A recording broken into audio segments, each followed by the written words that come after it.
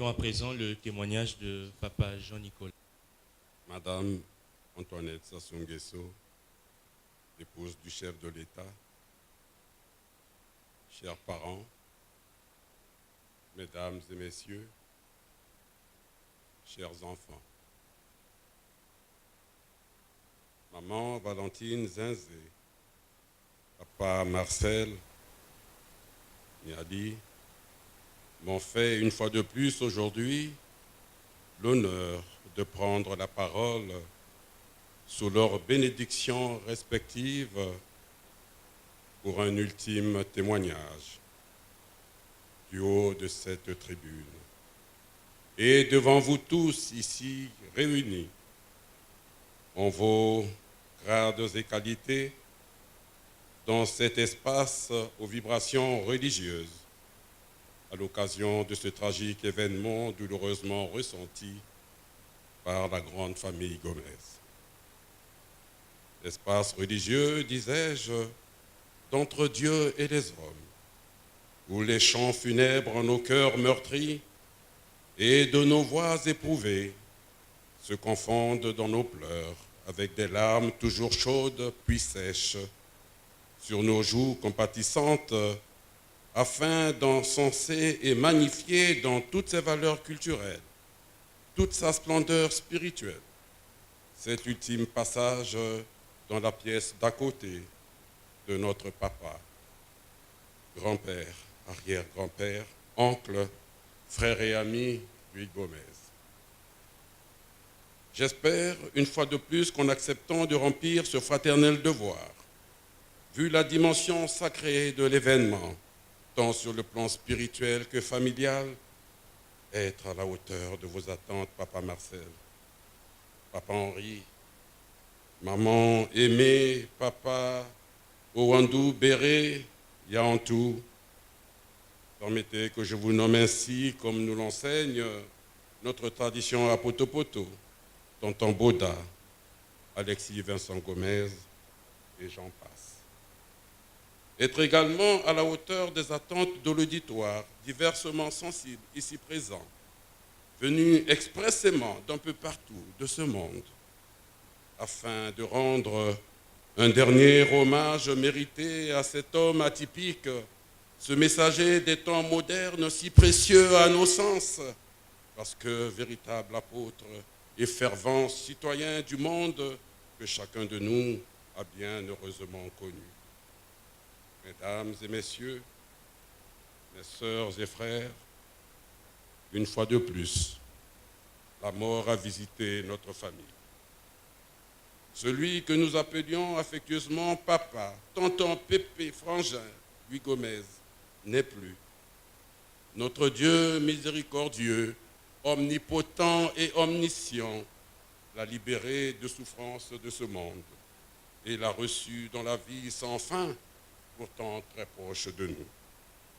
Mais il arrive souvent qu'un événement douloureux du genre suscite au fond de chacun de nous, dans notre permanente réflexion sur notre existence, de chercher à comprendre sans réponse édifiante pour nous ce grand mystère qu'est la mort. Car en nous arrachant à notre chair, la mort crée un vide parmi nous au sein de la famille, de la collectivité, et nous plonge durablement et manifestement dans l'angoisse du lendemain. Dans ce sombre moment-là, seule l'espérance qui nous habite et anime notre esprit dans toute sa plénitude, dont nous n'avons pas quelquefois conscience, nous soutient et nous aide à avancer avec assurance vers l'accomplissement de notre propre réalisation. Excusez-moi. C'est pourquoi, en réponse à ce qui précède,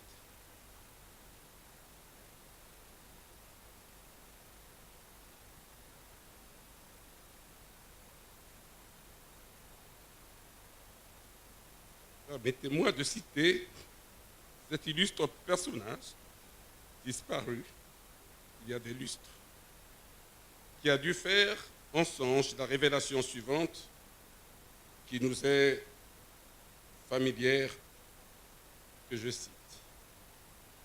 L'amour disparaît jamais. La mort n'est rien. Je suis seulement passé dans la pièce à côté. Je suis moi, vous êtes vous. Ce que nous étions les uns pour les autres, nous le sommes toujours. Donnez-moi le nom que vous m'avez toujours donné.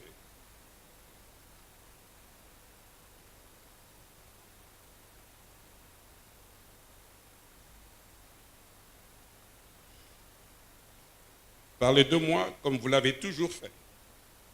N'employez pas un ton différent. Ne prenez pas un air solennel ou triste. Continuez à rire de ce qui nous faisait rire ensemble. Priez, souriez, pensez à moi, priez pour moi. Que mon nom soit prononcé comme il a toujours été, sans emphase d'aucune sorte, sans aucune trace d'ombre. La vie signifie tout ce qu'il a toujours signifié. Elle est ce qu'elle a toujours été. Le fil n'est pas coupé. Le fil ne sera jamais coupé. Pourquoi serais-je hors de votre pensée simplement parce que je suis hors de votre vue? Je vous attends. Je vous attends, rassurez-vous, je ne suis pas loin. Juste de l'autre côté du chemin, voyez-vous, tout est bien. Fin de citation. Pas lui. Nous savons que tu es là, présent à nous regarder et m'écouter, avec autour de toi d'autres anges, d'autres esprits très lumineux les uns et les autres comme toi-même. Que tu es là en phase avec cette belle citation qui te ressemble comme deux gouttes d'eau. Mais si je m'en tiens à la citation que vous venez d'écouter, mesdames et messieurs, mon témoignage s'arrêterait là, net. C'est pourquoi, cher papa Louis, je vais devoir tricher un peu avec toi par rapport à la dite citation, en essayant succinctement, en quelques mots, de parler quand même de toi à ceux d'entre nous ici qui ne te connaissent que de nom. Toi qui as quitté le Congo très jeune, après ton baccalauréat pour la France, sans jamais oublier ta terre natale. Cette France qui t'a enrichi de diverses manières à travers de grands savoirs académiques et sur la connaissance de l'homme, de son univers. Cette France d'où tu as franchi avec aisance dans une détermination soutenue, exemplaire, reconnaîtra-t-on, toutes les étapes qualifiantes des cycles académiques conventionnels de ta spécialité. Tu en es sorti victorieux, papa Louis, n'est-ce pas? Reconnu par la suite professeur émérite en France, où tu as brillamment exercé jusqu'à l'âge de ta retraite. Professeur de chimie organique à la faculté de médecine d'Angers, connu dans la haute sphère scientifique française, ce dont nous, tes parents, sommes fiers, car tu as su partager ton savoir en conscience dans une neutralité absolue de ton être, de tes émotions positives aux générations d'étudiants de ce monde. Étudiants qui, à leur tour, le perpétuent sans ménagement à l'infini et qui participent désormais de la construction de notre humanité, la construction de notre univers, de ce qui a été au départ ta modeste contribution. Professeur émérite et adorable père de famille, tu as su nous partager dans nos moments d'échange en famille sur les questions spirituelles et préoccupantes dans notre planète, le résultat de tes recherches personnelles, tes connaissances avérées sur les religions, sur la plupart des civilisations qui ont émaillé ce monde, sur les traditions multiformes et éparses qui ont ponctué, illuminé, brisé les grandes civilisations anciennes et contemporaines, mais surtout sur la tradition vilie de tes ancêtres que tu n'as jamais oubliée, avec des mots simples mais justes, dans un enchaînement rhétorique harmonieux qui nous conquérait, transportait, suspendait.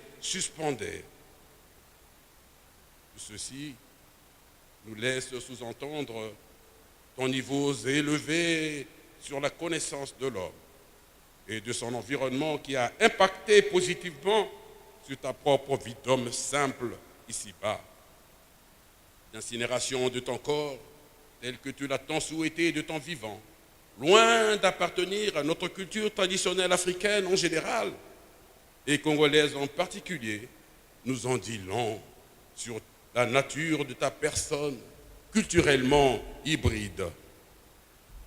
Crois en ta famille lorsqu'elle te dit que tout est en ton honneur.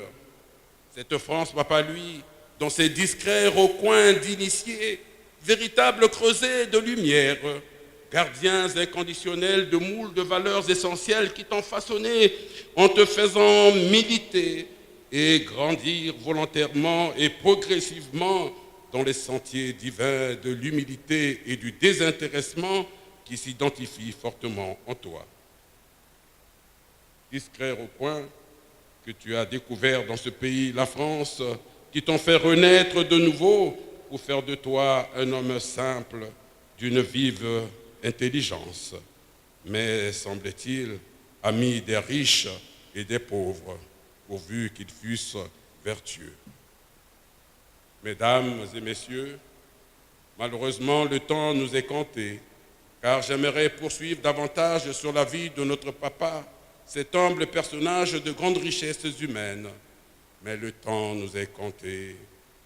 Oh mon Dieu, papa lui, avec ta disparition de nos vues, nous garderons à jamais en mémoire la beauté de tous ces moments magiques, ces moments testamentaires et spirituels passés ensemble, que tu savais initier autour de toi. Tu as été pour nous tel un soleil autour duquel nous orbitions, chacun à son rythme, dans une interactivité constructive mêlée d'échanges, respect, considération et amour. Cependant, de ce que nous avons appris de toi, nous te remercierons jamais assez. Serons-nous capables de le perpétuer? De là où tu es, prise aussi pour nous, qu'il en soit ainsi. Puisses-tu comprendre la nature de nos regrets éternels? Ta mission sur terre vient de prendre fin avec un contenu riche en couleurs, certes, mais le fil n'est pas coupé, tu le sais. Papa, lui, tu n'as plus de temps à perdre parmi nous. Va et démontre aux anges et aux divinités célestes de l'autre côté d'où tu te trouves présentement comment tu as rempli humblement et dignement ton devoir sur la terre et que tu es à présent prêt pour un autre plateau, peu importe où tu l'exerceras. Que ton âme repose en paix et la terre de nos ancêtres te soit légère. Adieu, papa, lui. Adieu, notre papa. Merci de votre aimable attention.